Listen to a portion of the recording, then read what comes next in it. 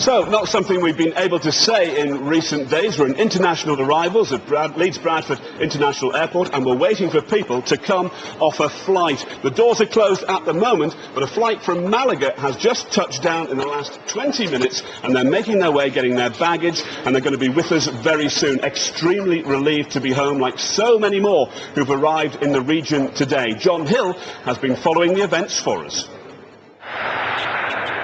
Touchdown, and for hundreds of holidaymakers, a welcome return home. These passengers arriving at Leeds Bradford from Malaga this afternoon, the first to be airlifted back to our region from the continent. The last 24 hours have just been a nightmare, and we've been up all night.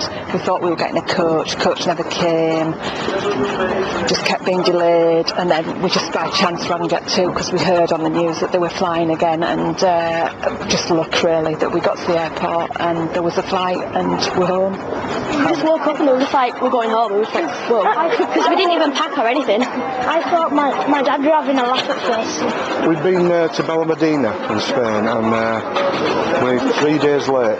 The Great Volcano Dust Cloud Rescue had started early this morning. Turning 6013, the wind is 290 degrees 6 knots, clear for takeoff. Clear for takeoff, Alex 8013. After 6 days, the briefest of radio exchanges signalled the end of the lockdown over our region. Jet 2 is bringing home around 2,000 stranded holidaymakers from Spain, Portugal and the Canary Islands on 15 flights. From Humberside Airport, a plane took off for Aberdeen. The majority of passengers, rig workers, finally destined for platforms in the North Sea. In total, Leeds Bradford says it's operated 53 flights today. Humberside has had 4. And Robin Hood Airport has sent out 3 rescue flights to bring back stranded passengers. All 3 airports say they should be running even more flights tomorrow, but say it's best to check with your airline.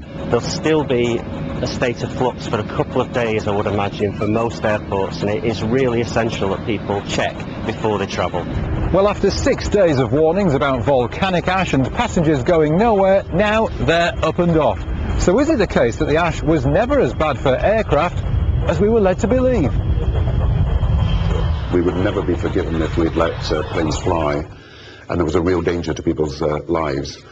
We've had discussions with the manufacturers of planes, we've had discussions with the air safety authorities, and we've had to make sure that it's safe to fly in particular zones with a low level of ash but not a complete absence of ash.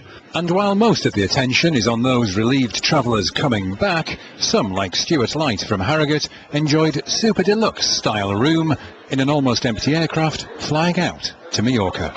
No nerves about flying through a volcano? No. If it's my time, it's my time, isn't it, really? If I'm going to go, I'm going to go. At least I'll be going in a warm climate, so she knows that. And tonight, the return of a once familiar sight. Planes flying in the sky. John Hill reporting, and isn't that a good sight? Isn't this another good sight? Look up at the board. Departures, they're not all cancelled. They're checking in at the gates. The gates are closing, and the departures there, absolutely fantastic. The arrivals too. Here's a man you've seen plenty of times over the past few days on our screens. Tony Hallwood, the commercial director here at Leeds Bradford. A happy man, a smiling man, a relieved man. A very happy man. Leeds Bradford International is back in business again. 26 flights today, including 13 rescue flights on behalf of Jet2.com. Tomorrow, 90% of our programme with over 50 flights to 26 destinations. Everybody's happy now, but I suppose this is when everybody says, hang on a minute, couldn't we have done that a bit sooner? Did we have to wait this long for it all to kick in? Well, safety is of paramount importance to the airlines, and we and the airlines take our line from the government authorities and NATS. And as far as we're concerned, we were open for business the moment they said the airways were safe. OK, Tony, thank you very much indeed for having us here again. Now, it's also been all happening down at the Port of Hull as well, and Tina Gelder has been there for us today. Well, the skies may well be open for business, but once again, the North Sea Ferry, the pride of Hull and her sister ship, the pride of Bruges, were full as they headed towards the city overnight. Just short of 2,000 people have made their way through the port today, one step further on their journey home. And what a journey it's been. And every passenger had a story to tell. I came from Moscow through Kiev, Vienna, or Budapest, Vienna, Munich, and then Rotterdam here. And where to now? Back to the States. Rome, Amsterdam. I had a connecting flight to Humberside, and I took a train, taxi, and How has it been for you both? Exciting. Exciting. So a bit of an adventure at the very least. Yeah. I don't think your mum will be thinking that. No, absolutely. Because Mum, like so many others, has been left counting the cost of trying to beat the sky ban. Well, the actual travel cost quite a bit because I couldn't get second class train fare in Germany. I had to get first class to get on a train at all. It was 100 quid for the ferry. Train to Turku in Finland, then a ferry, then a taxi drive from Stockholm for 16.5 hours. It was £4,000. Yes, you heard right, £4,000. But for now, any questions and any recriminations can wait. How does it feel to be back? Relief. Oh, it's good. Yeah. For some weary travellers, reunions, others still had some way to go. Sorry, we have to catch a train. And spare a thought for the man we met from the States. 4,000 miles left before he finally gets home. Tina Gelder at Hull for us there today. Now, we've just had these lovely people come off the flight from Malaga. I don't even know the names. They've just come through international arrivals. Tell us who you are. I'm Annette. I'm Natalie. I'm Natalie's mum. Katie.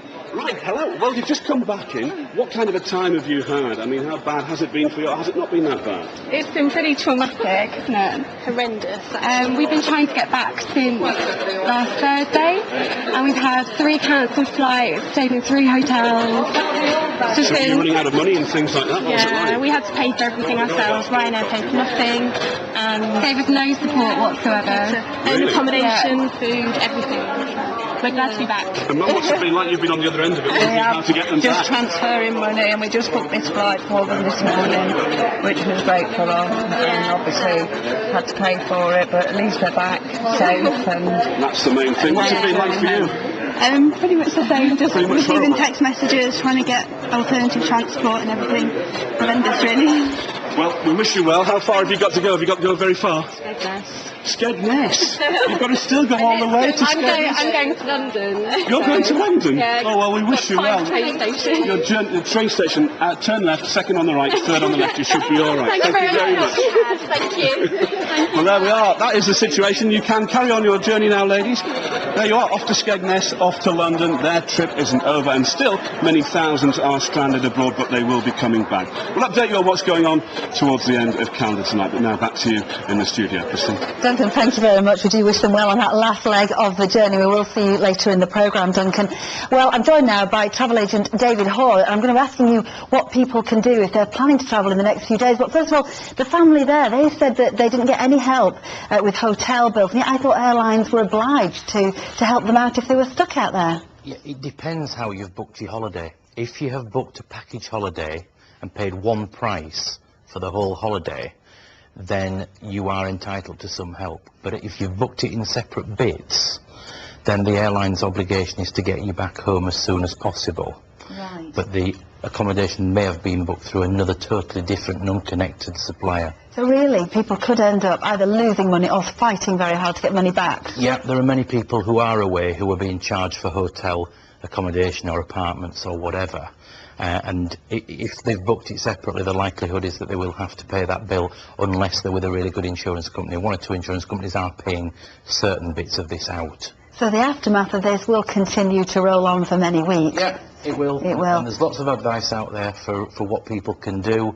Many people will say we're not doing it DIY again, we'll go to a holiday company and book a full package. Right. It all depends really on the individual circumstance. It's worked out well for some people and not for others. Right. OK, well, if you're planning to travel in the next few days, what advice would you give? Well, the advice now, it looks good. We're told that the regional airports will be getting back to normal tomorrow. If you've booked online, keep an eye on your email. You'll have put your mobile phone number in there. If there's any change, the airline will contact you. Don't try to contact them because they've nothing to tell you. If they have, they will be in touch. The minute there's any change, you'll get the email and probably a text besides. But things look good. Tomorrow, I think, the outbound flights will be reasonably back to normal. And if we've got any passengers still stranded out in resort, there will be further rescue flights to bring them back home. The thing that those people need to watch is that the updates will go on the airline website. They will be asked to book again and pay again, but in the case of most of the airlines, they will then be refunded once they're back in the UK. Okay, good advice there, David. Thanks very much indeed. And Pleasure. things at least are looking a little bit more positive. Much better. That's great. Okay, well, moving on for the moment on to the